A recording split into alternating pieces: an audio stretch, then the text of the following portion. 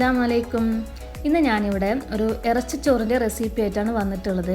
വളരെ ടേസ്റ്റി ആയിട്ടുള്ളൊരു റൈസ് തന്നെയാണിത്. ഇത് തയ്യാറാക്കുന്നത് എങ്ങനെയാണെന്ന് നമുക്കൊന്ന് കണ്ടു നോക്കാം. ഇതിനായിട്ട് ഇവിടെ ഞാനൊരു 3/4 കിലോ ബീഫാണ് എടുത്തിട്ടുള്ളത്. നമ്മുടെ ചോറിന് നല്ല ടേസ്റ്റ് കിട്ടണമെങ്കിൽ ഇതുപോലെ കുറച്ച് നെയ്യും എല്ലൊക്കെ ആയിട്ടുള്ള ബീഫ് വേണം എടുക്കാനായിട്ട്. നമുക്കിതൊരു കുക്കറിലേക്ക് മാറ്റാം.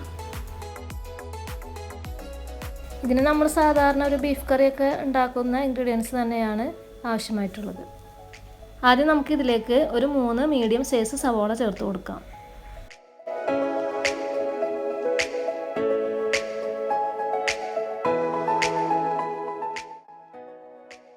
ഒരു 2 തക്കാളി, ഒരു 2 table spoon ginger garlic paste,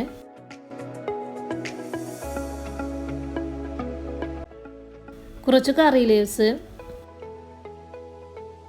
ഒരു 5-6 പച്ചമുളക്,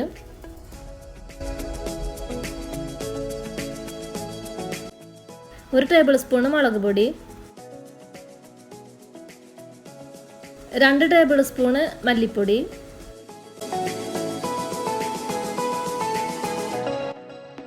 ചോറിനും കളർ ആവശ്യമായതുകൊണ്ട് മഞ്ഞൾപ്പൊടി ഒരു 1/2 ടേബിൾ സ്പൂൺ ചേർത്ത് കൊടുക്കുന്നുണ്ട്. 1 ടേബിൾ സ്പൂണ് തൈരും ചേർത്ത് കൊടുക്കാം. ഇറച്ചിയുടെ കൂടെ തൈര് ചേർക്കാൻ താല്പര്യമില്ലാത്തവർക്ക് ഒഴിവാക്കാവുന്നതാണ്. നമ്മുടെ ബീഫ് നല്ലൊരു സോഫ്റ്റ് കിട്ടാൻ വേണ്ടിയിട്ടാണ് തൈര് ചേർക്കുന്നത്. 1 ടീസ്പൂണ് ഗരം മസാല പൊടിയും ആവശ്യത്തിന് ഉപ്പും ചേർത്തിട്ട് നമുക്കിത് നന്നായി കൈകൊണ്ടൊന്ന് മിക്സാക്കി എടുക്കാം. ഒരു 3/4 കിലോ ബീഫിലേക്കുള്ള ഇൻഗ്രീഡിയൻസിൻ്റെ അളവുകളാണ് ഞാനിപ്പോൾ ഇതിൽ കാണിച്ചിട്ടുള്ളത്. ഇനി ബീഫിൻ്റെ ക്വാണ്ടിറ്റി കൂടുന്നതിനനുസരിച്ച് നിങ്ങൾ ഇതിൻ്റെ അളവുകളെല്ലാം കൂട്ടിയെടുക്കേണ്ടതാണ്. ഇനി ഇതിലേക്ക് ഒരു 3-4 ഗ്ലാസ് വെള്ളം ചേർത്ത് നമുക്കിതൊന്ന് നന്നായി വേവിച്ചെടുക്കാം.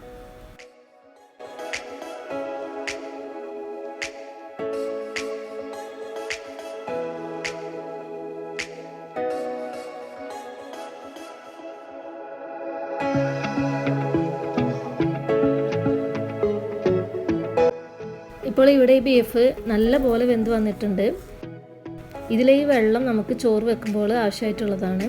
അതുകൊണ്ട് ഇതൊരു പാത്രത്തിലേക്ക് മാറ്റി വെക്കാം.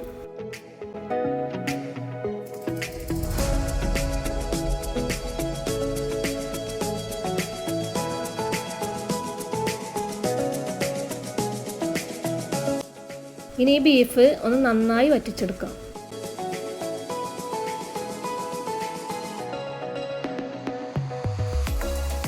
അങ്ങനെ ഇറച്ചിച്ചോറിലേക്കുള്ള ബീഫ് ഇവിടെ റെഡി ആയിട്ടുണ്ട്. ഇനി നമുക്ക് റൈസ് തയ്യാറാക്കാം.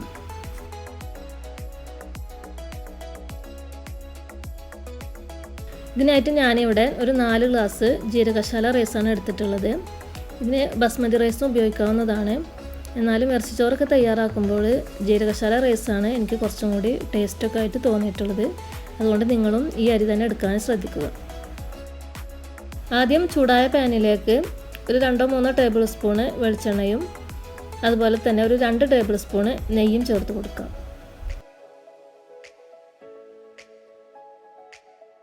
ആദ്യം അണ്ടിപ്പരിപ്പ് ചേർത്ത് ഒരു ബ്രൗൺ നിറമാകുമ്പോൾ നമ്മൾ നെയ്ച്ചോറൊക്കെ ഉണ്ടാക്കുന്നത് പോലെ ഒരു സവോള ചേർത്ത് കൊടുക്കാം.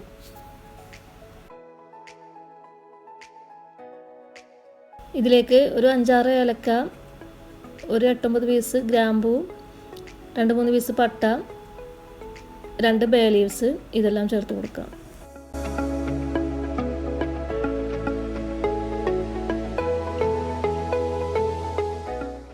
ഇതിലേക്ക് 1 ടീസ്പൂണ് പെരുംജീരകം,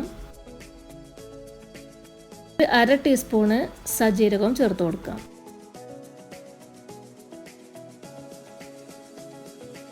ഇപ്പോൾ ഇവിടെ ഈ ഉള്ളിയൊക്കെ നല്ല ബ്രൗൺ നിറമായിട്ട് വന്നിട്ടുണ്ട്. ഇനി നമുക്കിതിലേക്ക് നേരത്തെ മാറ്റി വെച്ച ബീഫിൻ്റെ ഈ വെള്ളം ചേർത്ത് കൊടുക്കാം. നമുക്ക് റൈസ് വേവിക്കാൻ ആവശ്യമായിട്ടുള്ള വെള്ളത്തിൻ്റെ അളവ് ഈ വെള്ളത്തിൻ്റെ ബാക്കി വേണം എടുക്കാനായിട്ട്.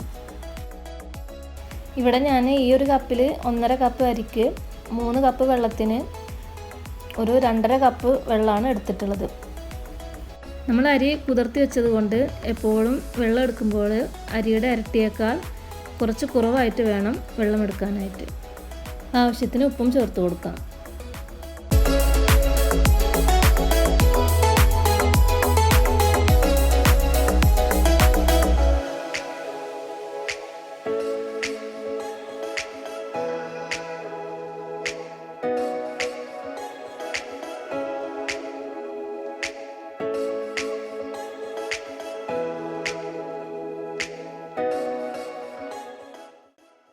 അരിയിട്ട് വെള്ളം തിളച്ചതിന് ശേഷം നമുക്ക് ഫ്ലെയിം ഒന്ന് കുറച്ച് കൊടുക്കാം.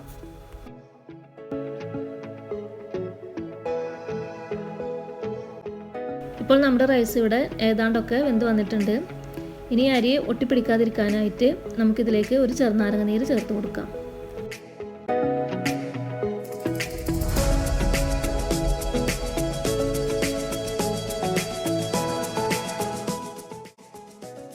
എന്നിട്ട് ഇതെല്ലാം ഒന്ന് നന്നായി മിക്സ് ആക്കിയതിന് ശേഷം ഒന്ന് അടച്ചു വെച്ചിട്ട് ഒരു 10 മിനിറ്റും കൂടി നമുക്കിത് ലോ ഫ്ലെയിമിൽ കുക്ക് ചെയ്തെടുക്കാം.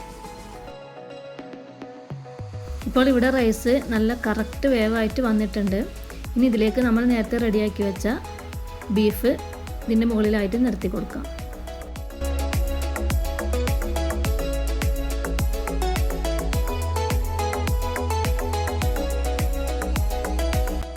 കുറച്ച് മല്ലിച്ചപ്പും പുതിനയും കൂടെ ഇതിൻ്റെ മേലെ ഇട്ട് കൊടുക്കാം.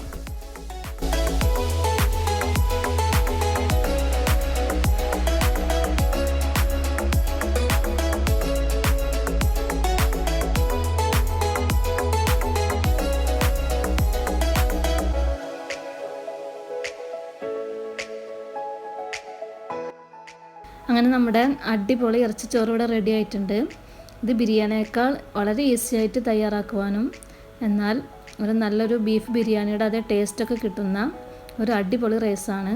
നിങ്ങളും ഇതുവരെ ട്രൈ ചെയ്തിട്ടില്ലെങ്കിൽ ഇതുപോലെ ഒന്ന് ട്രൈ ചെയ്ത് നോക്കുക. എൻ്റെ ഈ വീഡിയോ ഇഷ്ടപ്പെട്ടാൽ ലൈക്ക് ചെയ്യുക, ഷെയർ ചെയ്യുക. ഇതുവരെ സബ്സ്ക്രൈബ് ചെയ്തിട്ടില്ലെങ്കിൽ സബ്സ്ക്രൈബ് ചെയ്യുക. ഇനി നെക്സ്റ്റ് വീഡിയോയിൽ കാണാം. Thank you for watching.